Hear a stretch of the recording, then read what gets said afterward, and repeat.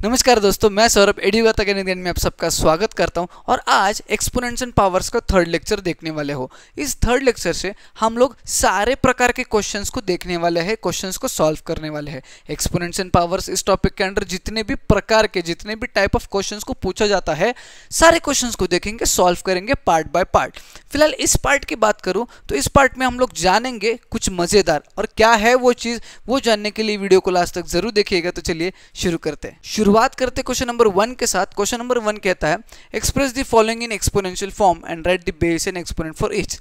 फिलहाल इस पार्ट में हम लोग जो नंबर्स दिए गए होते हैं उनको एक्सपोनेंशियल फॉर्म में किस तरह से लिखेंगे ये जानेंगे। एक्सपोनेंशियल फॉर्म यानी कि आपका बेस और एक्सपोनेंट, या फिर बेस या फिर पावर के फॉर्म में किस तरह से उन नंबर्स को लिखना है ये जानने वाले हैं। शुरुआत करते हैं सबसे पहले सब क्वेश्चन के साथ, जो कि है आपका 625 बाय 14,641। ठीक है, 14641। अब यहाँ पर आपको अगर इसका एक्सपोनेंशियल फॉर्म लिखना है तो 625 और 14,641 के फैक्टर्स निकालने होंगे। उसके बाद हम लोग एक्सपोनेंट फॉर्म में लिख सकते हैं, बट फैक्टर्स निकालने का सबसे इजी तरीका है आपका प्राइम फैक्टराइजेशन। तो मैं क्या करूँगा, 625 का प्राइम फैक्टराइजेशन करूँगा। यूनिट्स में 5 है यानी कि 5 से डिविजिबल है। 5 1s are 5 1 2 5 2s are और 5 5s are 25।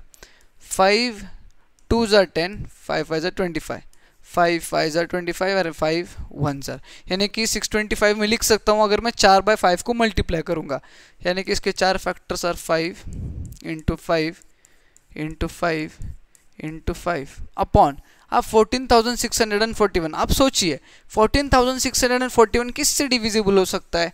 एक तो 3 से हो सकता है, 7 से हो सकता है, या फिर 11 से हो सकता है। 3 से डिविजिबल है या नहीं ये फाइंड आउट करने के लिए इसका सम फाइंड आउट करो। 1 + 4 = 5 5 + 6 = 11 11 + 4 = 15 15 + 1 = 16 16 तो 3 के टेबल में है नहीं, तो चांसेस है 7 और 11 की। बट मेरे से गट फीलिंग मुझे आ रहा है कि ये 11 से डिविजिबल है। देखते 11 से डिविजिबल है या नहीं। नहीं होगा तो फिर 7 से भी कर लेते। चलो 11 1s are 11 14 - 11 is 3 3 6 36 11 3s are 33 36 - 33 3 3 4 34 again 3s are 33 1 1 1 11 1 3 3 1। समझ में आ गया? ओके। अब यहाँ पे देखो 11 1s are 11 2 3 11 2s are 22 1 1 11 1s are 11 121 और 121 इज 11 का स्क्वायर, यानी कि 11 11s are 121 और 11 1s are 11, यानी कि 11 को भी 4 टाइम्स सब करोगे तो 1461 आएगा। 11 इंटू 11 इंटू 11 इंटू 11। ठीक है, ये हो गया। अब 5 को 4 बार मल्टीप्लाई कर रहे हैं तो हम इसको 5⁴ लिख सकते हैं अपॉन 11⁴ लिख सकते हैं। So this is 625 by 14,641 in exponential form. समझ में आ रहा है आपको? दोनों का बेस यहाँ पे 5 है, बेस यहाँ पे बेस 11 है, दोनों का पावर 4 4 सेम है। अब सेकंड क्वेश्चन की बात करते हैं। सेकंड सब क्वेश्चन में हमें 2401 को डिवाइड करना है 256 से, यानी कि -2401 अपॉन -256 करना है, और यहाँ पे हमें इसे एक्सपोनेंशियल फॉर्म में लिखना है। सबसे पहले छोटा सा चीज़ है वो उसको कर लो, ये दोनों भी माइनस को कैंसिल आउट कर दो, क्योंकि न्यूमरेटर और डिनोमिनेटर में माइनस रहेगा तो कैंसिल आउट हो जाएगा। अब आपको 2401 और 256 के फैक्टर्स निकालने पड़ेंगे with the help of prime factorisation. तो 2401 से स्टार्ट करते हैं। अब यहाँ पे आगे ये 3 से डिविजिबल हो सकता है, 7 से हो सकता है, 11 से हो सकता है। 3 से होगा क्या? 4 + 2 6 6 + 1 7, नहीं होगा। 7 से करके देखते हैं। 7 3s are 21 3 0 7 4s are 28 2 1 7 3s are 21 7 7 4s are 28 28 मतलब 2 6 3 7 9s are 63 7 7s are और 7 1s are, यानी कि 7 को 4 बार मल्टीप्लाई करेंगे तो 2401 आएगा। 7 इंटू 7 इंटू 7 इंटू 7, ये तो क्लियर है। उसके बाद दूसरी चीज़ 256। अब ये सोच लीजिए 256 किससे डिवाइड होगा? हालांकि आपकी यूनिट्स प्लेस पे, वंस प्लेस पे जो है 256 में 6 आता है, तो 6 तो 2 से डिविजिबल है, तो 2 से स्टार्ट करते हैं। 2 1s are 2 2 2s are 4 1 6 2 8s are 16 2 6s are 12 2 4s are 8 2 3s are 6 2 2s are 4 2 16 2 8 2 4 2 2 2 1। ठीक है, यानी कि 1 2 3 4 5 6 7 8 8 टाइम्स 2 को मल्टीप्लाई करेंगे तो 256 आने वाला है। 2 3 5 6 7 8, ठीक है। ये आ गया आपका इसका फैक्टर्स, ठीक है। 7 को 4 टाइम्स किया तो 7 टू द पावर 4 अपॉन 2 को 8 टाइम्स किया तो 2 to the power 8 is your final answer. समझ में आ रहा है? बेस यहाँ पर 7 है, पावर उसका 4 है, यानी कि एक्सपोनेंट उसका 4 है। बेस यहाँ पर 2 है, पावर यानी उसका एक्सपोनेंट इज यहाँ पर 8। समझ में आ गया? अब जो थर्ड सब क्वेश्चन है उसको करके देखते हैं। थर्ड सब क्वेश्चन तो दिखने में ही ईजी लग रहा है, बट किस तरह से करना है वो भी मैं आपको बताता हूँ। थर्ड में दिया है -27/64, ठीक है। फिलहाल इस माइनस को थोड़ी देर के लिए भूल जाइए। 27 एंड 64 के फैक्टर्स आपको लिखने हैं। अब मैं थोड़ा सा होशियार हूँ, तो व्हाट आई विल गेट इस 27 किसके टेबल में आता है? 3 के टेबल में आता है। 3 9 जार आता है, और 9 को भी 3 3 जार लिख सकते हैं।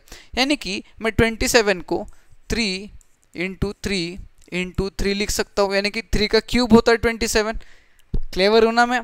आपको भी यही फाइंड आउट करना है। और ये माइनस को यहाँ पे ब्रैकेट के बाहर रख दीजिए, अपॉन 64 को। अब 64 क्या होता है?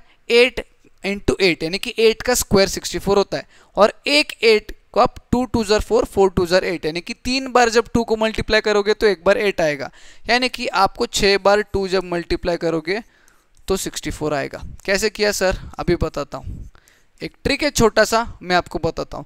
जैसे देखो 64 है, 64 को मैं 8 इंटू 8 करूँगा, सही है। अब 8 को मैं क्या करूँगा? 2 इंटू 4, सही है। अब 4 को मैं करूँगा 2 इंटू 2, यानी कि ये 2 2 2 मल्टीप्लाई करूँगा तो 8 आएगा, ये 2 2 2 मल्टीप्लाई करूँगा तो 8 आएगा, और 8 इंटू 8 इज 64, यानी कि 6 2 आ गए मेरे पास, ठीक है। अब यहाँ पे क्या आएगा आंसर? 1 2 3, यानी कि 3 का क्यूब अपॉन 2 का कितना है? 6, यानी कि 2 टू द पावर 6, और ये minus sign as it is. This is your final answer. Is that clear for you? समझ में आ रहा है किस तरह से करना है? बस ये जो चीज़ें मैंने आपको बताई, ये वाला जैसे कि एग्जांपल, ये आपको प्रैक्टिस के साथ आएगा। फिलहाल आपको क्या करना है? 64 का भी प्राइम फैक्टराइजेशन करना है, फिर उसके बाद आपको इतने सारे टूज जो है वो 6 बार 2 फैक्टर आ जाएंगे। उसके बाद आप एक्सपोनेंशियल फॉर्म में जो है वो आराम से आसानी से लिख सकते हो। नेक्स्ट सब क्वेश्चन की तरफ बढ़ते हैं। नेक्स्ट सब क्वेश्चंस में तो अल्फ़ाबेट ही दिए है, कैसे करना है अभी बताता हूँ। जैसे कि दिया है Q into Q into P into R into Q into P into R into R into P, ये आपका क्वेश्चन है, ठीक है। अब इस क्वेश्चन में आपको देखना है कि यहाँ पे आपको एक्सपोनेंशियल फॉर्म में लिखने के लिए कहा गया है। यहाँ पे किसी प्रकार का नंबर तो प्रेजेंट नहीं है, यहाँ पे सारे अल्फ़ाबेट्स या फिर वेरिएबल्स प्रेजेंट है। बट एक चीज़ देखो, जैसे Q की अगर बात करूँ तो Q 1 2 3 3 बार आया है। अगर P की बात करूँ तो P 1 2 3 3 टाइम्स आया है।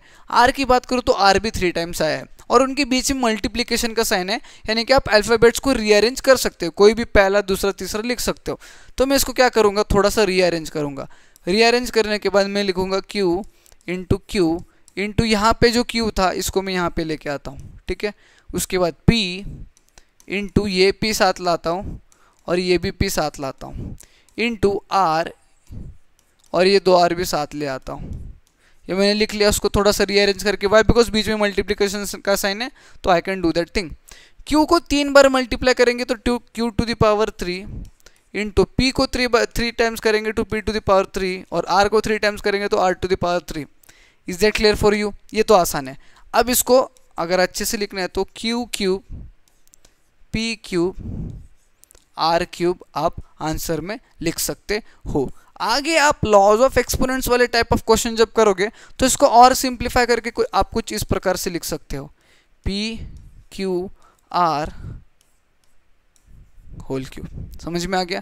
फिलहाल इस चीज़ को भूल जाओ, यहाँ तक आपको समझ में आ जाना चाहिए, क्योंकि जब लॉज ऑफ एक्सपोनेंट्स लगा के क्वेश्चंस को सॉल्व करेंगे तब कुछ इस प्रकार से आप लिख सकते हो। जो क्वेश्चन नंबर 1 का लास्ट सब क्वेश्चन है वो क्या कहता है उसको देख लेते हैं। यहाँ पे अल्फ़ाबेट्स की जगह नंबर्स दिए है सेम फॉर्मेट में, यानी कि एक नंबर मल्टीपल टाइम्स रिपीट हो रहा है। पहले तो क्वेश्चन को लिखिए शांति से, तभी आपको क्लियर होने वाला है। जल्दबाजी बिल्कुल भी नहीं करनी है। -2 इंटू -2 है, उसके बाद 3 है, इंटू 5 है, इंटू -2 है, इंटू 5 है, इंटू 5 है, इंटू 3 इंटू 3, ये चीज़ आपको दी गई है। अब यहाँ पे देखो जैसे कि मैंने कहा था रीअरेंज कर सकते हैं, जी हाँ, क्योंकि बीच में मल्टीप्लिकेशन का साइन है। तो ये 3 -2 को मैं साथ में ले आता हूँ, -2 इंटू -2 इंटू -2, ठीक है। उसके बाद 3 को साथ लेके आता हूँ, 3 इंटू 3 इंटू 3। उसके बाद 5 को साथ लेके आता हूँ, 5 into 5 into 5। Is that clear for you? अब देखो -2 को 3 बार मल्टीप्लाई किया तो -2 का क्यूब, 3 को 3 टाइम्स किया तो 3 का क्यूब, और 5 को भी 3 टाइम्स किया तो 5 का भी क्यूब, ठीक है। यानी कि ये आपका फाइनल आंसर आ गया -2 का क्यूब इंटू 3 का क्यूब इंटू 5 का क्यूब, यानी कि -2 to the power 3, 3 to the power 3 और 5 to the power 3 is your final answer. यहाँ पे हमने किसी भी प्रकार का लॉ ऑफ एक्सपोनेंट नहीं लगाया है।